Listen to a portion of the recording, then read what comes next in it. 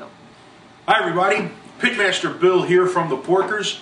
How are you tonight? Tonight we are going to do one of my faves. This is herb crusted pork chops. So let's begin here. You wait there. I'll be back. I'll move a muscle, I promise.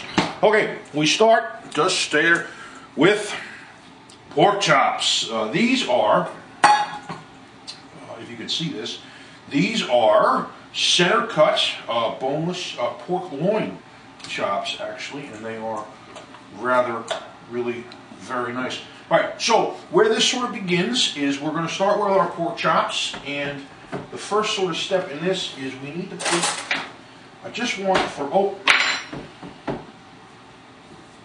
let us not forget, where does all good cooking begin? With a cocktail.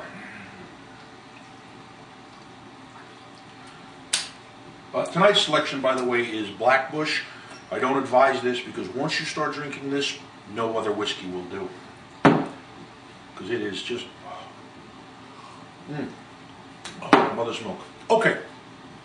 So with that, we're going to start our herb crusting here, and this is ginger.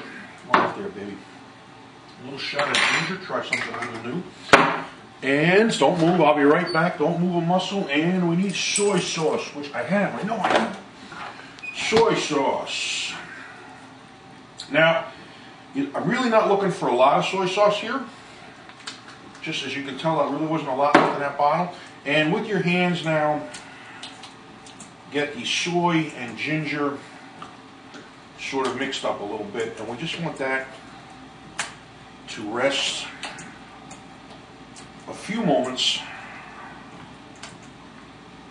while we prepare our next step in the process. Okay, so what we're going to do is we're going to actually crust that with a breadcrumb crust, and I'm going to show you how easy this can be. So we start with, these are ShopRite Italian breadcrumbs. Let's face it, it's stale bread. We don't need to buy brand name stale bread. A lot of people, breadcrumbs, easy thing to make, right? You have to make a sandwich for the kids in the morning, and there's the ends of the bread. You can save those, let them sit for a little while so they get a little stale but not quite moldy. You can put them in the oven, dry them out, and then crush them up. Easy to make your own breadcrumbs. To this we add, I'm the world's best measurer, that much garlic powder. Garlic powder. We're going to add about the same, maybe a little bit more garlic, so that's onion. I'm sorry, did I say garlic? I meant onion. I did. My camera girl tells me I did say that, so there you go. So then, similarly with some pepper, and then paprika. For those of you who follow along in this series, why do we add this cheap paprika? I'm not talking about there's Hungarian smoke. There's a dozen varieties of paprika. Some of them are exceptionally flavorful. But this stuff that you buy in the supermarket, this regular old dried paprika, in my opinion, it doesn't have any flavor at all. So we put it in there. Why? For color. Okay, so that's in. Salt. Salt, I don't know, that much salt. Okay, and then finally in our herb crusting is going to go, these are yellow mustard seeds. A word on mustard seeds, let's see, mustard seeds come in a lot of colors. There's black, dark brown, yellow, and there's white mustard seeds. I'm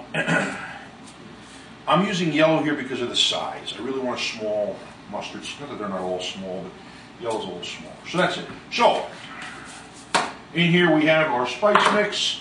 We're going to take our spoon and we're going to mix this up a bit. This is now where our herb crusting is going to begin. Okay, so there's it. So about this step in the process, we need to get our oven ready. So, oven. Let's see what I want here. I want you, I have a convection oven here. It doesn't matter if you don't have a convection oven, it really is not, it's a non-issue. Just put it in the oven. In our case, we're going to convect, and we're going to go at 350. Beauty. So now, If you see this pan, this is a this is actually an aluminum pan. They come in steel and aluminum. This is aluminum, and it is a steel handle or a metal handle. And the advantage of see, you see that the pan with the metal handle, the pan with the metal handle, because this can go in the oven, and it's also real strong when if you got something heavy, if you got a sauce working in there. This is like a kitchen essential, is a pan with a metal handle, and you're going to see why. And as you follow these videos along, you're going to see this pan and others like it with metal handles get used more. All right, so our oven is happening. We're now going to heat the pan, so it's a medium-high heat right there. And then into the pan, we're going to put a little bit of oil. So let's take a minute and talk about oil, right? So this this is corn oil. As a general rule, this is like really bad. So avoid corn oil whenever possible. Much better choices by way of oil. This is grapeseed oil. One of my favorites, Carpelli grapeseed oil. Grapeseed oil is outstanding because it has a light flavor. It's not necessarily grapey, but it has a light flavor. And it was a very high heating oil, so you can really fry in this at high heats. However, this is not the oil we're going to use here. We are rather going to go with light olive oil. Now, fast word on olive oil. There are three basic types of olive oil. There's a light olive oil, and there is virgin or extra virgin olive oil. There's also an extra virgin first cold press, but that's not where we want to go today, right? So what we want to talk about is three basic types of olive oil. Light olive oil is used for cooking. It is light in color, therefore it doesn't burn quite as fast. Extra virgin olive oil, which you'll see here, is greener. See how green that is? That's olive flavor, baby. And you could pour that right, that goes right on top of your tomatoes, right on top of your salad. Hell, I'll eat that on a cracker. That is all good stuff. But we're going to start today. Today we're going to be working with light olive oil because we're going to be frying with it. All right, so put a little bit of that in there. We're going to take this is our seasoned breadcrumbs, our herb crusting, if you will, and out onto the plate that lies. And now our pork chops here have been sitting real nice. Now remember, I did not put a lot of liquid in here. Don't want to. This is not supposed to be a soup. It's not marinating. We're just wanting to get a little bit of that ginger flavor and a little bit of that soy flavor in there. And so now what we're going to do is we're going to herb crust this baby. And you want to crust it. Now, all right, let's talk for a minute about crusting. Are we crusting or are we like Kentucky Fried Chicken? I don't want Kentucky Fried Chicken. I want a crust. All right, so there's one herb crusted pork chop. Right? Let's get a couple more here. Herb crusting. One, two, crusting. Oh, that looks good. Let me tell you, you should be here for this. All right, and the last one, herb crusting, crusting. Good. Okay, so our pan is heated, our oil is in there, and it's getting nice and warm. And what we're going to do is we're going to lay our pork chops right in here. And there they are. If you can see that, I don't know.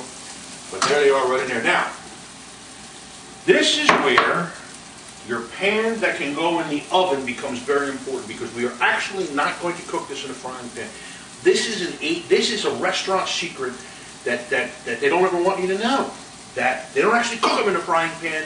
We're just going to sear that crust on, and then where are we going to cook them? The oven, baby. All right, bear with me. I'm going to just rinse the hands.